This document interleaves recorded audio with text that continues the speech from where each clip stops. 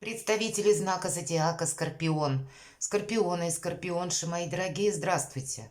Таро прогноз, гороскоп, ретроградная Венера и период с 23 июля по 9 октября. Судьбоносные перемены в моей жизни. Давайте узнаем, каков этот период, чем он для нас примечателен. Каждые 18 месяцев или полтора года Венера уходит в обратное движение, что достаточно редко само по себе, если мы сравним, предположим, с ретроградностью Меркурия, это случается несколько раз в год. Но удивительный даже не сам факт ее ретроградности, сколько ее превращения. Уходит Венера в это обратное движение, когда она находится в состоянии вечерней звезды, мои дорогие скорпионы. Действительно, тут трансформация проходит. Затем она отступает в тень. И после она нам явится уже в виде утренней звезды. Вот такой приблизительно период перерождения, трансформации, переосмысления каких-то своих прежних, может быть, намерений, целей, или что нам удалось осуществить, или какова данность, какова на данный момент реальность, и к чему же мы хотим дальше двинуться, да, какие мы планы перед собой в дальнейшем поставим. Вот этот период, он как раз формирует нам и еще жизненный период на последующие полтора года. И если вы открутите словно киноленту собственной жизни на полтора года назад, вы можете прийти к выводу, о чем я думал или думала полтора года тому назад. Вполне вероятно, вот эти 18 месяцев я где-то этим и занимался. Или, если я не хотел увидеть, или, подумала, может быть, о том, что как-то какая-то ситуация разрешится сама. Мы к чему-то, может быть, побоялись приступить или увидеть реальность таковой, какая она есть, то тоже можем подвести своего рода итог, когда ситуация развивалась сама по себе. И в чем-то вот такой взгляд выжидательный или непринятие какой-то реальности нам мог помешать осуществить свою мечту, словно отбросил нас вот на те полтора года назад. Так и за этот период мы многое пересмотрим, словно стоя на развилке судьбы, оглянемся назад, чтобы сделать скачок вперед. Период ретро-Венеры будет состоять из нескольких временных отрезков, промежутков, и каждый период будет нести какую-то смысловую нагрузку для нашей жизни. Но должна сказать, прежде чем я озвучу даты и сами этапы, периоды ретроградности, так и последующее нахождение Венеры в знаке Льва, и все конфигурации с другими планетами, вот те даты, они могут быть плавающими. Во-первых, Сатурн у нас находится в Рыбах, и нет четких граней, есть какая-то размытость. Так и первый период, который сам по себе предполагает соединение Венеры с Плутоном и Нептуном. И по Нептуну это всегда, опять же, нет четких границ. Теоретически у нас это начинается с 23 июля, хотя для кого-то из вас ретроградность Венеры, а вы люди очень интуитивные, вы могли уже прочувствовать за неделю. И это называется йод Венеры. Йод – это буква еврейского алфавита, которая несет не только буквенное значение, но и цифровое. Соответствует цифре 10. Из карт Таро мы знаем, что 10 – это всегда своего рода итог, завершение. Кроме этого, можно не верить в каббалистическую символику, но тем не менее это один из глубоких символов. И даже если мы отрицаем наличие каких-то энергий, надо понимать, что энергиям ведь тоже все равно, как мы к ним относимся. Они все равно работают. И в данном значении йод – это как палец Бога, и в данном случае палец вниз. Назовите это как дизлайк, но по сути это кризис. Это тот кризис или первый этап ретроградной Венеры. Это какие-то события в нашей жизни, которые нас ставят перед фактом, что оно есть на самом деле. Мы могли думать все, что угодно, мы могли предполагать, но существует какая-то данность, и самая главная задача – увидеть, что есть в реальности. Где-то без эмоций со знаком минус, так и не надевая розовых очков. Нас могут обстоятельства нашей жизни к этому подвести. И, кстати, самим не хочется хочется уже где-то обманываться или быть в каких-то иллюзиях. И этот кризис, он как будто заставляет нас сосредоточиться на какой-то одной теме или одной проблеме, на одном направлении, которое сейчас для нас наиболее актуально. Второй этап у нас будет называться квадрат Венеры и Урана. И если мы говорим по Урану, тоже как будто планета-разрушитель, хотя на самом деле это не так. Уран нам словно добавляет, наверное, скорости к движению вперед, ускоряя тем самым какие-то процессы нашей трансформации. И вот здесь, в этот период, который теоретически будет с 27 июля по 19 августа, то есть достаточно длительный, может быть, но опять же повторюсь, все даты плавающие, у каждого индивидуально. Это могут быть некоторые внезапные изменения, которые к нам приходят с новостями или какой-то информацией, или обстановка вокруг вас меняется. Опять же, нас вынуждает как будто вселенное пространство принять какой-то факт, свершившийся в нашей жизни. И здесь могут быть, к примеру, как тайное становится явным. Это мы можем о ком-то узнать тайну. Кстати, также могут узнать и о нас. Но так или иначе, это изменит наше отношение к чему-либо или кому-либо. И словно побудительным мотивом может быть именно либо новость, либо сообщение, либо события, которые нас окружают. И если мы говорим вот эти два периода, первый, как йод Венеры, и второй, квадрат Венеры и Урана, когда тоже вот какая-то турбулентность, может быть, сложность в восприятии того, что есть по факту, а еще внутри у нас противится, почему и кризис. Потому что болезненное восприятие наше может быть в эти два периода. То вот как раз третий период, это уже идет трин Венеры и Хирона. А Хирон – это у нас образ израненного целителя. Это могучий, благородный и добрый, мудрый очень кентавр. И вот этот прообраз целительства, он как раз проходит по третьему этапу ретроградной Венеры с 6 августа по 25 августа. То есть словно один период накладывается на другой. И почему это происходит? А у каждого, потому что здесь какая-то своя будет история. И в этот период нам обещают исцеление. Это более мягкий период и более добрый для всех нас. И если мы проходим два периода таким образом, что мы не боимся где-то взглянуть страху собственному в глаза, мы не боимся столкнуться с собственной тенью, то это приобретаем потенциал залечить какие-то душевные или сердечные раны. Очистить глубины сознания, принять ту реальность, которая есть по факту, и это совершенно необходимо, чтобы двигаться дальше. После этой стадии нас уже что-то не ранит, если мы сумеем посмотреть правде в глаза. 13 августа у нас как раз Венера превращается в звезду утреннюю, прекрасный период, и здесь идет соединение уже, точнее выравнивание, это называется, с Солнцем. Сам по себе день возрождения, и уже энергии как будто могут меняться в более положительном направлении, то есть мы прощаемся где-то с прошлым, мы уже, по сути дела, простились, но мы еще идем какой-то, может быть, этап, нам будут встречаться люди или ситуации из прошлого, мы что-то должны как бы доделать, последние штрихи поставить, и это будет выражаться как в принципе в ретро-параде, можно так сказать, планет, потому что сразу на нашем небосклоне, в небесной канцелярии такие важные игроки, как Сатурн, Нептун, Плутон, они тоже в ретро-движении. Так еще и Венера в ретро, и Меркурий туда же. Все в ретро-движении, представляете? И этот период, он не продлится долго, с 23 августа ориентировочно по 3 сентября, как раз до окончания ретроградности Венеры. Но остальные планеты свою ретроградность как раз продолжат. Может быть, я сделаю отдельное видео, но мы говорим про сочетание Венеры со всеми остальными планетами.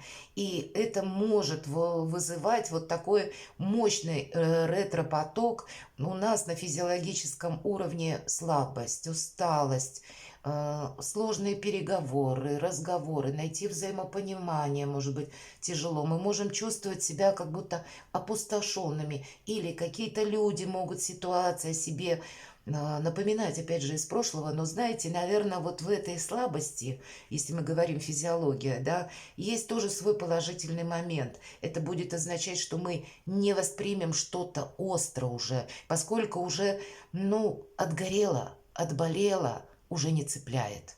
Но физиологически это вот именно может проигрываться как какая-то слабость, когда я ничего не хочу. Но это временное явление. И далее у нас следует квадрат Венеры и Юпитера с 25 августа ориентировочно. То есть, вот видите, у каждого эти планеты будут проигрываться по-своему. У кого-то может быть один день, один момент. Или какая-то, как пункт моей истории, эпизод, когда ну, в одной точке сходятся несколько путей или несколько людей, каких-то обстоятельств. Это пик какой-то вопроса конкретного, к которому я должен изменить отношение. Так вот, с 25 августа по 30 сентября квадрат Венеры и Юпитера для нас будут вопросы финансов, конкретно деньги. Если мы говорим деньги, это один из способов взаимодействия с миром. Так вот, куда мы тратим эти деньги? Конкретно. Почему я купила или купила вот эту вещь? Мы можем у себя спросить. Вот она мне вообще нужна? Или для чего она у меня? И она мне была просто необходима, или меня уговорили, или я где-то престиж свой хотел подчеркнуть, или где-то общество, может быть, да, вот подталкивает, что не знаю зачем, а вот это должно быть. Вот такая кардинальная переоценка трат. И для нас будет совершенно необходимо, как будто планетарно нам хотят сказать о том, что ты эти деньги должен тратить в каком-то своем направлении. То есть ты пришел на Землю с какой-то своей миссией. И тут имеется значение инвестиций в самого себя. То есть ты как-то должен развиваться или видеть мир, или воплотить свою мечту в жизнь, или какое-то намерение, может быть, создать новое качество жизни. Одним словом, то, что ты о чем мечтаешь, ты должен как будто для себя самого, не для кого-то, прочувствовать, как же это будет в реальности. И, безусловно, мы все живем в нашем материальном мире, и эквивалент взаимодействия получается деньги. Поэтому мы за этот период будем возвращаться к вопросам финансов. И следом от 3 сентября, то есть в момент выхода из ретро-движения Венеры, она соединится с Юноной. А Юнона у нас богиня астероидов. Представляете, волшебно. И вот энергии их абсолютно идентичны. Они друг друга дополняют. И очень мощная, добрая сила. Кстати, она работает для всех нас со знаком плюс. И это будет проигрываться в вопросах брака, любви, отношений. Конкретные вопросы у нас могут встать на повестку дня. За кого я хочу пойти замуж? Или на ком я хочу жениться, а на ком точно не хочу? Или каково мое ближайшее окружение? Каких людей я в принципе или типы людей хочу видеть возле себя? Вы можете встать, знаете, перед вопросом, что мне надоело вот каких-то деструктивных личностей наблюдать, которые меня не только не вдохновляют, а может быть мне дают ненужные советы, или меня пытаются все время поставить в те условия, когда я себя как-то чувствую неуверенно. А здесь ведь у нас больше будет направлено в сторону самовыражения, и поэтому нам захочется каких-то единомышленников, тех людей, которые нас принимают такими, какие мы есть, которые способны нами восхищаться, а мы восхищаемся ими. Вот такие важные вопросы проходят с 23 июля, мои дорогие скорпионы, по почти середину октября для нас, для всех. И в итоге, если даже начинается с йод Венеры, да, с какого-то кризиса или неизбежного переосмысления, значит, мы должны остановиться, увидеть какую-то данность, реальность, может быть, отступить полшага назад для того, чтобы залечить свои раны, чтобы потом сделать прыжок вперед, квантовый скачок, может быть. Вот такой период. И в реальность ведь нас потом в конечном-то итоге приводит Венера вопросы денег раз и отношений два. То есть самые две главные сферы, которые или от которых зависит наше благополучие. Ну, давайте узнаем на картах Таро, что или как видят карты для вас, мои дорогие скорпионы, этот период Будем реалистами, но я надеюсь, какой-то вы свой инсайт, если соедините вашу прекрасную интуицию с образами карт и планетарные вот эти события, о которых я сейчас рассказала. Я надеюсь, какую-то подсказку вы себе точно наметите или поможет чем-то. Итак, основное событие или главное событие, на что стоит уделить внимание. Одна сфера жизни и вторая сфера жизни. Или, может быть, это какое-то событие, которое придет в вашу жизнь. Ну, тогда рассматриваем два события, да, и немножко раскрываем, что для нас это будет значить. И первая карта. Каковы перспективы у первой сферы жизни или события, у второй. Неожиданные события на нашем пути. Как может сложиться для нас. И что нам помогает? Давайте будем узнавать. Итак, оценка ситуации. Не торопитесь, это точно. Мысли в порядок нужно привести. Видимо, скорость в данном случае для вас важна. В каком плане? Ничего нельзя делать где-то по накатанной, знаете, или себя подгонять. Потому что если мы пронесемся на полном скаку, мы можем что-то снести или чего-то важного не заметить. А тут будет важно сложить буквально оружие, так четверка мечей нам говорит, и уделить внимание себе, привести мысли в порядок. Значит, действительно какой-то период переосмысления. Все начинается с наших мыслей, а в последующем, что же мы, в конце концов, к какому итогу мы придем, то мы будем в нашей жизни и реализовывать. Вот где-то так. Для кого-то из вас отдых просто, мои дорогие скорпионы. В этот период не стоит педалировать ситуацию, настаивать на своем. Понимаете, будет тоже очень важно. Тут будет важно скорее пронаблюдать, как ведут себя люди, что происходит вокруг. Подмечать, может быть, какие-то обстоятельства, и они могут меняться, ведь приходить совершенно внезапно, это где-то касаться нашего социума или вообще какой-то обстановки. И поэтому для вас будет важно оценить, что есть по факту. А это можно сделать только в каком-то спокойном состоянии. А для кого-то это может означать, что если мы допускаем перегрузку, то и организм может где-то дать сбой и какое-то недомогание. Поэтому для вас вообще не только как бы мысли, да, в порядок, как говорит карта, но и собственное самочувствие, может быть, тоже уделите внимание, особенно если есть усталость. Давайте мы посмотрим по сферам жизни. Ну, правда, тогда у нас победа в кармане. Шестерка жезлов. Нам говорят, что мы победители. Но по этой карте всегда идет значение, что нам придется удерживать эту победу, нам придется удерживать какие-то позиции для нас, те, которые значимые, в чем мы абсолютно уверены, что мы хотим продвигать, совершенствовать, или к чему мы дальше как будто идем. У вас, в принципе, сильная позиция, и как будто не хватает просто отдыха, как ни странно. Давайте перспективы, то есть на последующий период, ну шикарно, карта Солнца. Значит, как удерживаем то, что мы, может быть, все-таки жезлы, это, знаете, как больше с позиции дела, работы, бизнес могут нам показывать карты и говорить, что все то, что ты уже достиг, Скорпион, просто где-то цени сам себя. Не думай, что ты чего-то достиг, это только 50% успеха. А в любой момент все может пойти в кривь и в косе, поэтому контроль за ситуацией и собственными позициями совершенно необходим. Но перспективы тогда самые замечательные. Конечно, это карта эго нашего, то есть это наше здоровое честолюбие, чего мы хотим достичь, но это еще и выбор правильного направления, как будто самосовершенствование в перспективе оно предусмотрено. Мы не можем оставаться на каком-то одном этапе, мы должны все время идти вперед. И тогда солнце нам в помощь, мои дорогие. Неожиданное событие. Еще один старший аркан. Колесница. Отпускай все то, что уходит из твоей жизни. Или кто уходит. И по ретро-Венере это очень проигрывается. Если какой-то человек, ну, уже как будто, ну, уходит, да, нет смысла удерживать. Вы можете ведь удержать. Скорпион может удержать, если только захочет, практически все.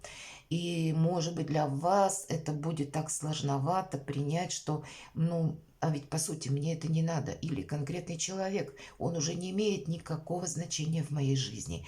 И поэтому отпустите, вам придет в 10 раз лучше и больше, а главное, вы будете счастливы, потому что по этой карте именно предусмотрено, что новому должно быть освобождено место. И это новое, оно нам будет намного счастливее, интереснее, увлекательнее. И ну, вообще совершенно другие какие-то грани интересов в жизни. И по этой карте часто, пусть не в этой колоде, но это карта успеха и удачи. Поэтому, видимо, удача будет нам сопутствовать и какой-то успех, если мы не будем цепляться за какой-то старый шаблон или за тех людей, которые, ну, может быть, нам и привычны, или какой-то круг общения, кстати, у кого-то ведь тоже так может проиграться. И если действительно так происходит, уходят от нас какие-то, как и люди, так и ситуации, отпускайте, у вас на пороге что-то совершенно новое, и это в неожиданностях. Для кого-то из вас переезд, вы можете собраться спонтанно или решить, что все, я теперь переезжаю. Вы можете поменять работу, это после солнца идет. То есть вообще, в принципе, это карта прогресса постоянного. И знаете, это...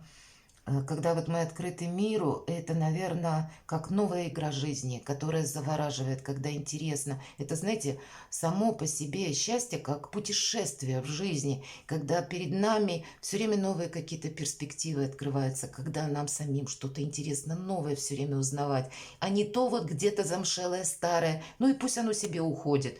А для нас что-то будет более продуктивное, интересное. Я в этом лично абсолютно не сомневаюсь. Люблю эту карту, люблю перемены, люблю драйв. И тут где-то в неожиданностях драйв. Просто у кого-то проиграется буквально как перемещение, а у кого-то по смене должности, по работе, по личной жизни. Но это другое качество жизни, и это прекрасно. Следом за картой Солнца. Что помогает?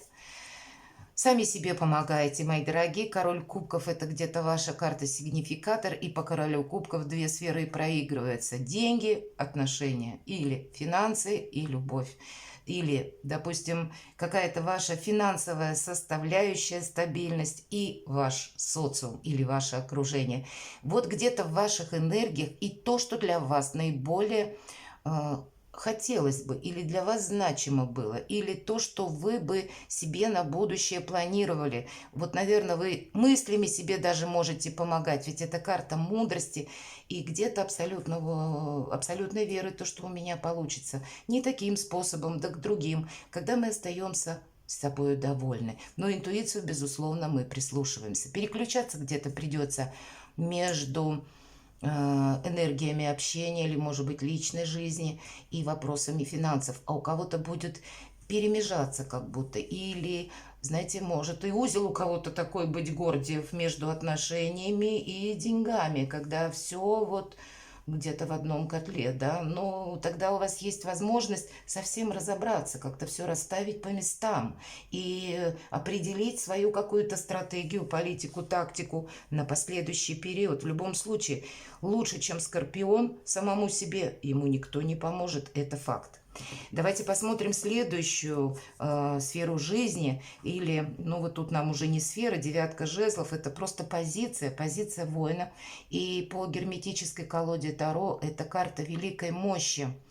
То есть, да, великой мощи не просто силы, а вообще физической где-то формы, но мы как будто все сохраняем. По нумерологии это 9, будут какие-то перемены, и поэтому будет важно, видимо, вам отчасти сохранять те позиции, которые у вас уже есть. То, что для вас принципиально важно. То есть это как достижение. Тут ведь, понимаете, ваши достижения, они ведь тоже должны поменяться, мои дорогие скорпионы. Но они должны трансформироваться в какое-то иное качество. Не то, что отказаться мы от чего-то полностью, оно мне не нужно. Да, от чего не нужно, отказываемся. Но есть какие-то достижения у скорпиона, причем очень значимые. Но вам их придется перевести в другую, как будто плоскость. их улучшить. Они тогда перед вами и еще какие-то перспективы откроют. Вот подумайте об этом. И здесь мы по девятке жезлов как раз занимаемся своими делами.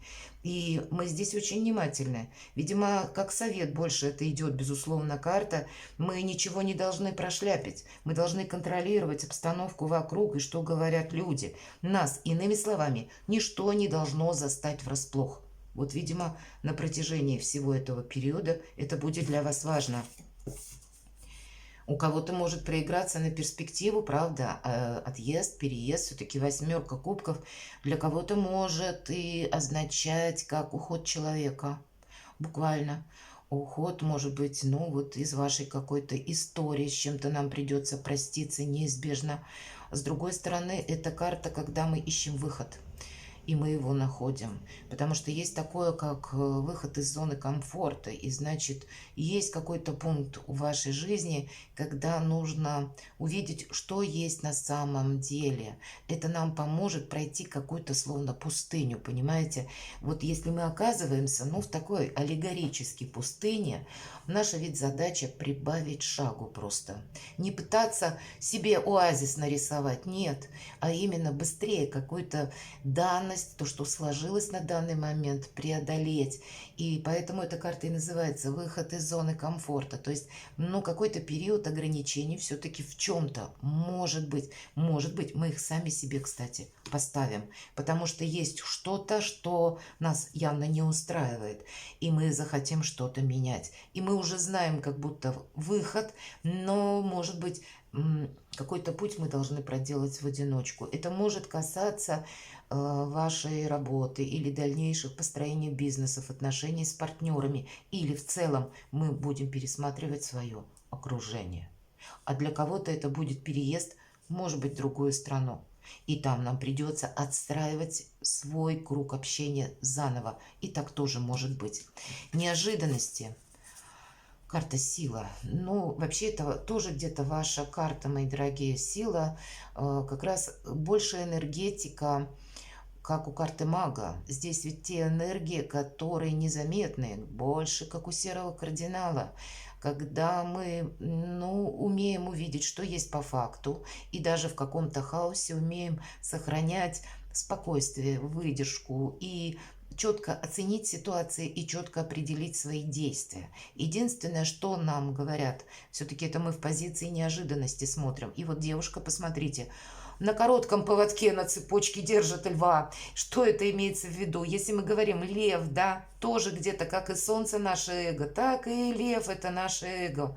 И поэтому мы не должны пойти в разнос. У нас будет очень сильная позиция, собственно, это наше ведь где-то ощущение, понимаете? Это то, что мы хотим решить. Оно у нас где-то так, ну вот, скребет, наверное, внутри где-то, что-то мы не решили, и нам придется этим заниматься. Но фактически-то есть как раз потенциал и то, чего вы уже достигли. Так вот, помимо того, что мы это удерживаем, видимо, придется где-то себя сдерживать, чтобы эмоции вам в чем-то не повредили. А вообще у вас очень сильная позиция на весь период. Это в неожиданностях. Вы можете, знаете, просто для себя, с учетом старшего аркана колесницы, который у нас ложится напротив, в новых каком-то, как в новом деле, как даже если мы имеем в виду переезд, как установление или формирование, может быть, своего нового окружения, мы можем почувствовать в себе совершенно другой потенциал. И знаете, будет важно, чтобы наши энергии сильные, все-таки Марс, да, ваш, он не должен вам навредить в какой-то момент, понимаете? То есть эту силу все-таки мы не демонстрируем, мои дорогие, а будет хотеться. Вот так. Что нам помогает?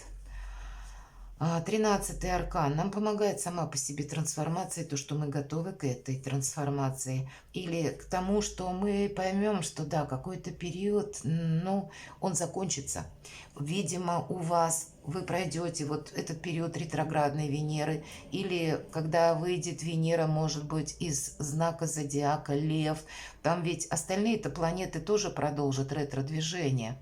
И в последующем какая-то ситуация окончательно закончится. Что-то из вашей жизни уйдет окончательно. И нам как будто следует приготовиться к тому, что да обстоятельства будут продолжать меняться вокруг нас. И это нас не должно застать врасплох. Неизбежна какая-то, мои дорогие, трансформация.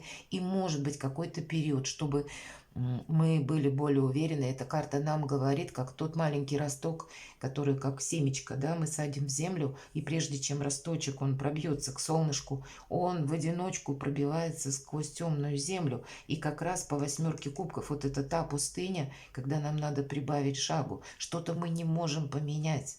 Что-то мы просто должны, ну буквально, пусть уходит. Ну вот так есть, так значит и есть. Есть какая-то данность, конкретика, на которую мы тоже, ну, не задержать, не изменить не можем. И поэтому хладнокровно где-то надо на это смотреть. Сама по себе трансформация, она как будто для нас необходима, потому что какие-то новые совершенно, посмотрите, перспективы уже у нас на пороге.